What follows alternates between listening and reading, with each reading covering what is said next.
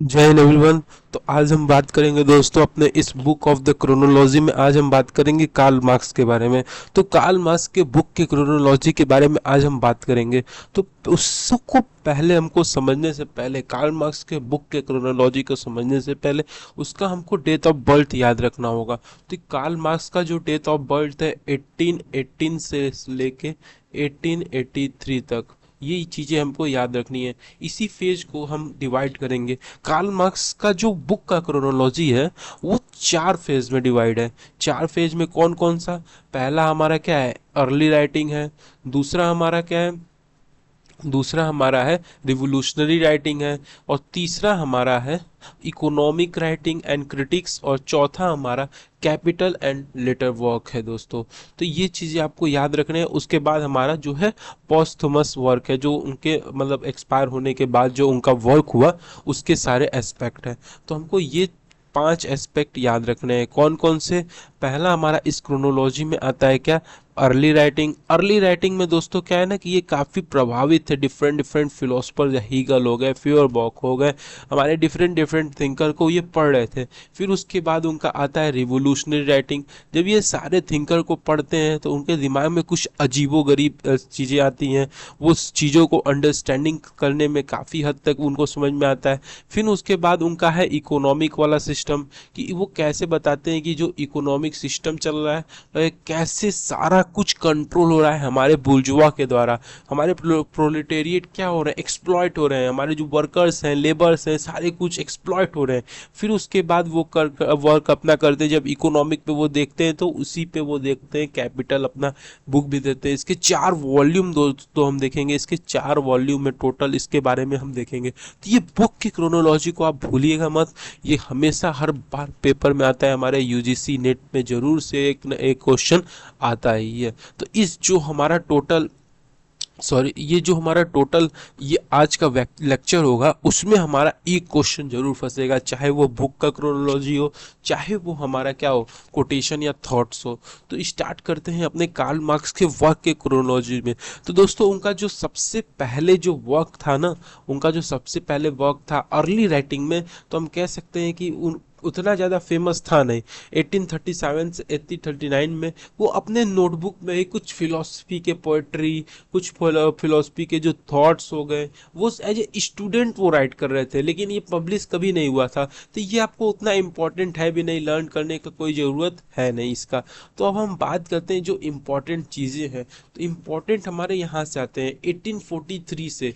दोस्तों उनका date of birth है 1818 से। मतलब वो स्टार्ट करते हैं अपने वर्क को परफॉर्म करने में 1843 में। जो the on the Jewish question अपना बुक उनका होता है, उसमें उन्होंने क्या किया था? उन्होंने पेरिस के बारे में लिखा था और वहाँ के जो पेरिस के जो भी हमारे वहाँ के रिलीजन थे उसको वो क्रिटिसाइज किए थे। दोस्तों कार्ल मार्क्स जैसा कोई भी अभी तक आलोचनक में मिला ही नहीं है जो रिलीजन को इतनी बुरी तरीके से उसके पछाड़े। तो दोस्तों उसका सोचिए 1843 में जो पहला बुक था ऑन द जेविस क्वेश्चन, तो यही था हमारा। दोस्तों वो कैसे जो हमारे लिबरल राइट थे, हमारे जो भी रिलीजन थे, उनके ऊपर ये क्वेश्चन उठाता है। फिर उसके बाद वो अपने उस समय ज़्यादा प्रभावित था हीगल से। लेकिन वो जानते क्रिटिसिज्म का एक फादर है, the father of critical thinker he is the Karl Marx only. तो 1843 में उन्होंने बुक लिखा the critique of the Hegel philosophy of right and introduction. उन्होंने हीगल के फिलोसफी को, जो भी हीगल का उस समय फिलोसफी दिया दिया था हीगल, दे रखा था, उन बुकों को वो पढ़ता था, लाइब्रेरी में जाता था, पढ़ता था। तो उस समय हीगल के स्टेट वाले रिलेटेड उनका फिलोसफी है उसको भी वो क्रिटिसाइज करता था। उसके बाद काफ़ी इंपॉर्टेंट जो आज भी दोस्तों फेमस है 1844 में, economic and philosophy manuscript of 1844। तो 1844 में हमारा जो ये इकोनॉमिक एंड फिलोसफी है, ये दोस्तों पब्लिश उसके जीते जीते तो नहीं हुआ था, उसके जो पब्लिश हुआ था पोस्टोमसली हुआ था, मतलब उसके एक्सपायर होने के बाद हुआ था 1932 में। लेकिन ये काफ़ी जो हमारा इकोनॉमी एंड फिलॉसफी मैन्युस्क्रिप्ट है वो काफ़ी प्रभावित था किससे, जो हमारे मानवता के आधार पर कि कैसे इकोनॉमिक और फिलॉसफी को हम रिलेट कर सके। सोचिए कि कहीं ना कहीं हमारा स्टार्टिंग फेज रहा है कि कैसे पनप रहा है कि वो इकोनॉमी की तरफ, कैपिटल की तरफ, ये फिलॉसफी से अब धीरे धीरे दूर जाता जाएगा। लेकिन अभी भी वो फ्योरबॉक को पढ़ता है, हीगल को पढ़ता है। 1845 में फ्योरबॉक पढ़ता है, उसके 11 शॉर्ट नोट्स को बारे में बताता है। और ये भी इसका बुक जो है दोस्तों पब्लिश हुआ था इसके मरणोपरांत के बाद हुआ था 1888 में। फिर उसके बाद जो हमारा ये उसके एक दोस्त मिला फेडरिक एंगल्स, उसके साथ मिलके इन्होंने एक बुक लिखा द होली फैमिली। इसमें क्या किया, जो भी हमारे यंग हिगेलियंस थे ना उनको ये काफी क्रिटिसाइज करता है, बताता है family how they are producing labour, different different aspect वो हमारे देता है। फिर उसके बाद वो बुक लिखता है द जर्मन आइडियोलॉजी, ये भी एंगल के साथ लिखता है दोस्तों। यहाँ पे हमको याद रखना है क्या कि इसके अर्ली राइटिंग में ना दो जो ऐसे बुक है जो वो अपने फ्रेंड फ्रेडरिक एंगल के साथ लिखता है।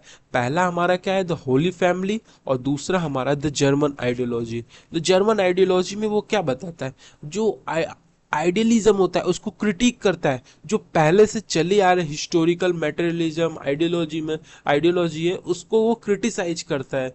फिर उसके बाद आता है द पावर्टी ऑफ फिलोसफी, जो कि हमारा प्रोधोन के फिलोसफी ऑफ प्रॉपर्टी को वो रिप्लाई देता है दोस्तों।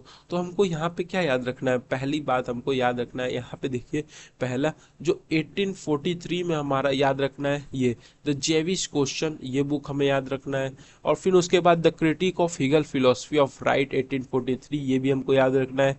और इसके साथ साथ हमको एक बुक और याद रखना है the economic and philosophy of manuscript. और उसके आप कह सकते हैं ये सब उतना है मान लीजिए इंपॉर्टेंट, ये दो बुक है क्योंकि वो एंगल के साथ मिलके अपने जो कर रहा था बुक अपना लिखा था, दो बुक अर्ली राइटिंग में, the Holi family and German ideology.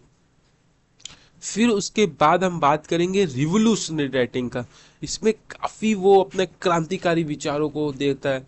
पहला जो 1848 में था, उन्होंने the manifesto of the communist party करके, कम्युनिस्ट मैनिफेस्टो करके एंगल के साथ वो लिखा था। इसमें वो कम्युनिज्म के बारे में बात किया था। इसी से प्रभावित दोस्तों हो कि हमारे सीपीआई जो पार्टी है, communist party of the India, वो भी डेवलप होता है। ये द कम्युनिस्ट मैनिफेस्टो काफ़ी इंपॉर्टेंट बुक है। ये बताता है कि the workers are the unite together and they are marched on the bourgeois. तो इसके बारे में ये बात करता है दोस्तों।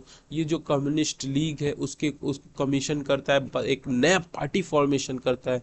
फिर उसके बाद आपको याद रखना है जो है वो इतना इम्पोर्टेंट ये है नहीं। फिर उसमें बात करना है class struggle in the France, वो क्लास कॉन्फ्लिक्ट जो भी हो रहे थे उस समय फ्रांस में 1848 में, उसको एनालाइज करता है और बताता है। फिर उसके बाद इसमें रिवोल्यूशनरी राइटिंग में काफ़ी प्रभावित जो रहता है वो लुइस बोनापार्ट का बारे में रहता है, लुइस बोनापार्ट से रहता है।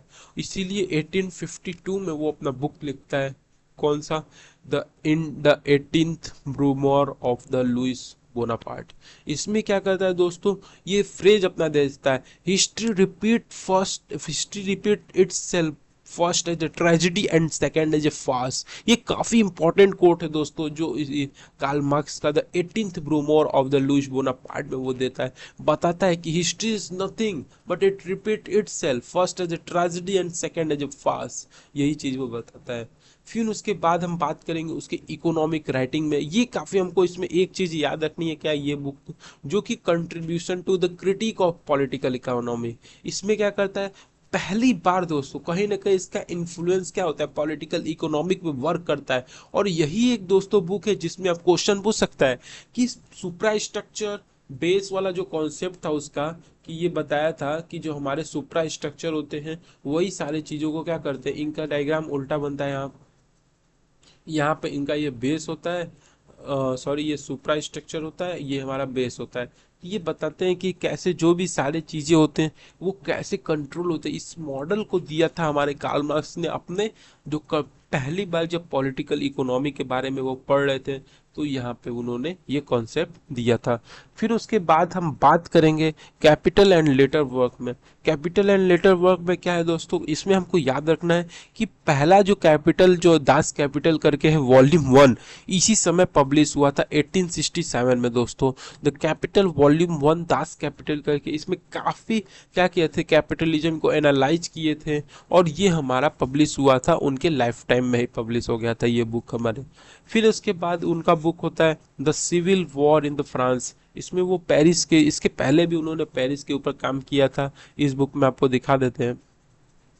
उसके पहले उन्होंने काम किया था हमारे ऑन द जेविस क्वेश्चन, जो उनका सबसे ज़्यादा इम्पोर्टेंट पहला बुक था, वहीं पे उन्होंने काम किया था। और दूसरी बार उनका जो काम है वो 1871 में civil war in the France है, जो कि पेरिस कम्युनिके को, डिफेंस वाले सिस्टम को बताता है। ये भी उतना इम्पोर्टेंट बुक नहीं है, इसमें आपको दो बुक याद रखना है, दास कैपिटल का जो 1867 में हमारा दोस्तों पब्लिश हुआ था, और उसके बाद the civil war in the France 1871 में। अब फिर उसके हम बात करते हैं कि उनके जो मरणों उपरांत पोस्टमोसली पब्लिकेशन कौन कौन से हैं दोस्तों, इसके नाम आप जरूर याद रखिएगा। कैपिटल के हमारे टोटल 4 वॉल्यूम है, और पहला वॉल्यूम जो हमारा पब्लिश हुआ था 1867 में, दूसरा वॉल्यूम हमारा पब्लिश हुआ है 1885 में, और तीसरा वॉल्यूम हमारा पब्लिश हुआ है 1894 में, और चौथा जो है हमारा दोस्तों पब्लिश हुआ है 1905 से 10 में दोस्तों। इस चारों पॉइंट को आप जरूर से इंपॉर्टेंट रखिएगा। पहले जो वॉल्यूम का नाम है हमारा दास कैपिटल है, दूसरा का सिंपली हमारा कैपिटल है, तीसरा का भी किम कैपिटल है, और चौथा इंपॉर्टेंट है जो 1905 से 1910 110 में है, क्या, theories of surplus value, theories of surplus value. ये चीजें आपको इंपॉर्टेंट याद रखना। और इसके एडिटर, को एडिटर कौन था, कार्ल कॉट्सी, ये भी मत भूलिएगा दोस्तों। इसी में वो अपने सरप्लस वैल्यू के कॉन्सेप्ट को देते हैं दोस्तों। फिर उसके बाद उनका एक पोस्टमोस्टली पब्लिश इंपॉर्टेंट बुक है ग्रुंडराइजेस करके, foundation of critic of political economy दोस्तों। पहली बार ये इन्फ्लुएंस कब हुए थे हमारे इकोनॉमिक्स से लेके हमारे पहली बार पब्लिश जो किए थे फर्स्ट टाइम, वो पहले दिए थे, वो भी था हमारा क्या, contribution to critique of political economy. लेकिन इसी को उन्होंने क्या किया, एडवांस इसका जो वर्जन था फर्स्ट टाइम, इसको वाइडली जो अवेलेबल था दोस्तों, वो हमारा ग्रुंडराइजेस बुक में था, जो कि 1927 में उनका ये पब्लिश हुआ था। उसी को क्या किया था, वाइडर एस्पेक्ट के बारे में बात किया था दोस्तों। यही चीज़ हमारा क्या है पॉलिटिकल इकोनॉमिक में, कि कैसे जो हमारा सिस्टम में कैसे हमारे अंदरूनी है, कैसे हमारे सिस्टम में वर्क कैसे परफॉर्म करता है, ये सारा एस्पेक्ट उसके बारे में बात किए थे। फिर 1932 में उनका एक बुक और पब्लिश होता है पोस्टमसली, कौन सा, economic and philosophy of manuscript, जो कि 1844 में था। और एक जर्मन आइडियोलॉजी भी उनका एक बुक था दोस्तों। आप कमेंट में जरूर बताइए जर्मन आइडियोलॉजी कब बुक पब्लिश हुआ था उनका। ये दो बुकों को कंबाइन करते हैं और उसमें अपना निचोड़ बताते हैं, इसीलिए लिखा है फर्स्ट टाइम वाइडली अवेलेबल। जब हम सभी लोगों के पास इनका ये दोनों बुक था, ये हमारा जो सभी लोगों के पास अवेलेबल था, तो ये था economy and philosophy of manuscript 1844 and the German ideology. दोस्तों हमने देखा क्या, कि ओवरऑल जो मार्क्स का जो कैसे उन्होंने पहले अर्ली ह्यूमनिज्म के बारे में बात किया, फिर वो आइडियोलॉजी को क्रिटिसाइड करने लगे, क्योंकि वो काफ़ी इन्फ्लुएंस थे हमारे फ्यूबर्ग, हीगल, फिर Louis Bonaparte, different different thinker से। फिर हिस्टोरिकल मटेरियलिज्म में उन्होंने बात किया था लुइस बोनापार्ट के बारे में। फिर कैपिटलिज्म को एनालाइज किया। फिर वो उनका कहीं ना कहीं रुझान पॉलिटिक्स में हो गया, जो कि रिवोल्यूशन ऑफ द पॉलिटिक्स के बारे में वो बात करते हैं। तो ये था हमारा क्या, आज के जो कार्ल मार्क्स का जो हमारा सीक्वेंस था, बुक क्रोनोलॉजी, उसको आप ये याद रखिएगा कौन कौन से बुक है दोस्तों। जरूर यहाँ से एक क्वेश्चन बनता है, आपको याद रखना है। एक बार रिवाइज भी आपका करा दे रहे हैं कि देखिए हमको पहले याद रखना है क्या, 1844 1843 में हमारा ऑन द जेविश क्वेश्चन। फिर critique of Hegel philosophy of the right जो है वो दोस्तों हमारा फिलोसफी ऑफ द राइट 1843 में ही, सोचे इनिशियल स्टेज में ही, अर्ली ह्यूमनिज्म स्टेज में ही उन्होंने क्रिटिसाइज किया था। 1844 में उनका बुक आता है economic and philosophy manuscript of 1844। तो दोस्तों ये बुक और द जर्मन आइडियोलॉजी 1845 वाला मिल के वो उनका सबसे लास्ट में जो पब्लिश होता है वाइडर एस्पेक्ट पे, वो हमारा यही बुक है।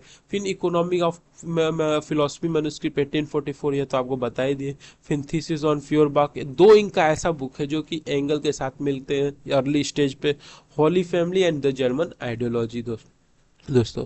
फिर उसके बाद इनके रिवोल्यूशनरी राइटिंग के बारे में हमने बात किया था कि कैसे जो कम्युनिस्ट मैनिफेस्टो के द्वारा एक पार्टी कम्युनिस्ट हमारा कमीशन होता है इसी में 1848 में, तो इसको भी आप याद रखिएगा। फिर इसमें क्लास स्ट्रगल जो हमारे फ्रांस में हो रहे थे उनको वो एनालाइज किए थे।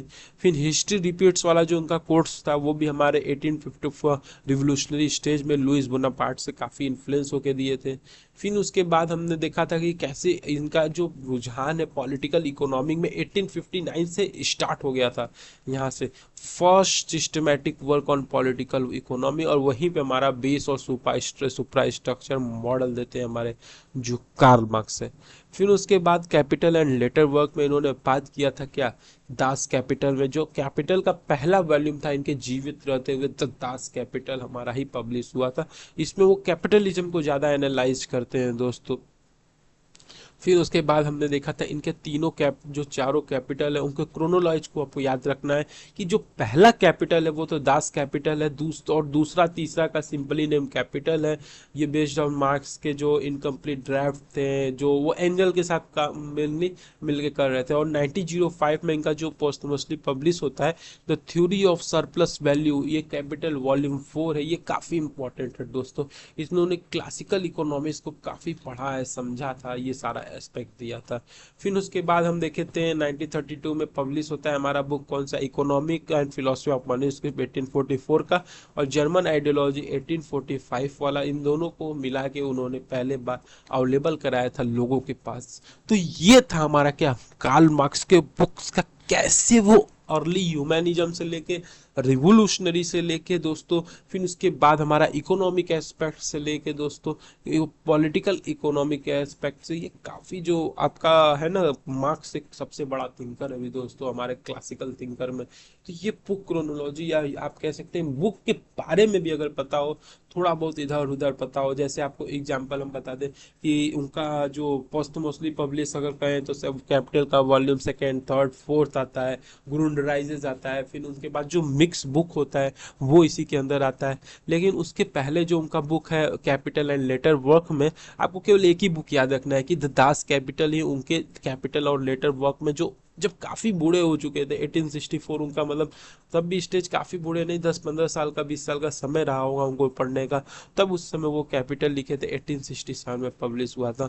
इकोनॉमी एंड पॉलिटिकल राइटिंग में दोस्तों वो मेन आपको याद रखना है the contribution to the critique of political economy, जो कि बेस और सुपर स्ट्रक्चर के मॉडल में वो बात करते हैं। और वहीं रिवोल्यूशनरी में आपको बात करना है क्या कि मैनिफेस्टो ऑफ कम्युनिस्ट पार्टी के बारे में बात करते हैं सबसे पहले, उसी समय वो कमीशन होता है। फिर उसमें क्लास स्ट्रगल इन फ्रांस के बारे में बात करते हैं 1850। तो ये आपको याद रखना है, कुछ कुछ चीज़ें देखो याद तो रखने पड़ेंगे क्योंकि पेपर आपको देना है, तो कुछ तो बुक को बारे में आपको याद रखने होंगे। और दोस्तों इसके अगर हम कोट्स कुछ बारे में बात करें, जैसे कुछ कोट्स हैं इनका, एक दो कोट्स हम देख लेते हैं। देखिए जैसे यहाँ से हम स्टार्ट ही कर देते हैं, आपको पढ़ाई देते हैं। देखिए कार्ल मार्क्स का जो इम्पोर्टेंट कोट्स है, पहला हमारा द कम्युनिस्ट मैनिफेस्टो 1848 में जो हिस्ट्री और क्लास स्ट्रगल के बारे में था, वो उनका कोट था the history of the all hitherto existing society is the history of class struggle. इसका मतलब वो बताते हैं कि सारी चीज़ें जो सोसाइटी में हुई हैं पहले, और वो कुछ और नहीं है बल्कि वो क्लास स्ट्रगल है। उस समय वो central the marks theory historical materialism को अपने बताता है। और रिलीजन के बारे में आप सभी को पता है कि रिलीजन का सबसे बड़ा स्टेटमेंट इनका रहता है religion is the opium of the peoples. इसमें critique of Hegel philosophy of right में वो बताते हैं ये चीज़ें सारा। और फिलोसफी एंड चेंज में भी आप देख सकते हैं कुछ, the philosophy have only interpreted the world in the various way, the point however is to change it. इन्हें बताते हैं कि कैसे जो फिलोसफर हैं वो केवल वर्ल्ड को इंटरप्रेट करते हैं, कोई चेंज करने का उतना नोशन रहता नहीं है, लेकिन जो मेन पॉइंट रहता है कि वो कैसे चेंज हो रहा है। ये थीसिस ऑन फ्यूरबॉक में ये बताते हैं, और बताते हैं कैसे अब्स्ट्रैक्ट फिलोसफी को हमको तोड़ के प्रैक्टिकल या रिवोल्यूशनरी एक्शन में आना है दोस्तों। फिर उसके बाद उनका है द कैपिटल और एक्सप्लॉयटेशन के बारे में बताते हैं capital is a dead labour. Capital एक डेड लेबर की तरह है जो कि वेम्पायर के लाइक है, कि अगर जब तक वो जो लेबर है उसको अगर ब्लड सीक कर रहा है तब तक तो जिंदा है, और जितना ज्यादा वो लेबर को सक करेगा उतना ज्यादा वो जिंदा रहेगा। ये अपने द दास कैपिटल दोस्तों, कैपिटल का वॉल्यूम 1867 में वो बात किया था। काफी इंपॉर्टेंट स्टेटमेंट है दोस्तों। बताते हैं capital is like dead labour which vampire lives and only by sucking the living labour and lives the more labour it sucks. ये दोस्तों इंपॉर्टेंट है। एलियनेशन पे भी इनका इंपॉर्टेंट है। The worker become all poorer the more wealth produce, ये important है। बुर्जुआ पे भी ऐसा ही आप देख सकते हैं। आइडियोलॉजी पे इनका काफी इंपॉर्टेंट सारा कुछ कोट्स है दोस्तों। तो ये आज के लेक्चर में हमने देखा, कार्ल मार्क्स के बुक के बारे में देखा। 1818 से लेके 1883 तक उनका जो ईयर था जीने का, वो था हमारा। इनके कुछ थॉट्स हमने देखे दोस्तों, और इनके बुक को हमने देखा। क्रोनोलॉजी बाय में अर्ली ह्यूमनिज्म के बारे में, अर्ली जो राइटिंग था। फिर उसके बाद रिवोल्यूशनरी जो थिंकर थे वहाँ पे, वो उनके बारे में देखा। फिर हमारे जो इनका पॉलिटिकल इकोनॉमिक से जुड़े उससे के बारे में देखा। फिर कैपिटलिज्म के उन्होंने देखा, उनको उसको क्रिटिसाइज किया, उसके बारे में देखा। फिर इनके टोटल कैपिटल के 4 वॉल्यूम भी हमने देखे, 4 वॉल्यूम 1 से लेके 4 तक।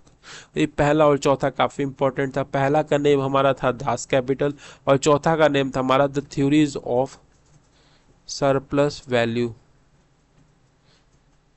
और पहला वाला इनके लाइफ टाइम में ही पब्लिश हुआ था, और बाकी जो हमारा था वो पॉस्थुमसली हुआ था दोस्तों। तो ये आज का लेक्चर हमारा टोटल कंक्लूजन है दोस्तों। अगर आपको लेक्चर अच्छा लगा हो, प्लीज़ आप इसे लाइक एंड शेयर जरूर कीजिएगा। Thank you. जय हिंद।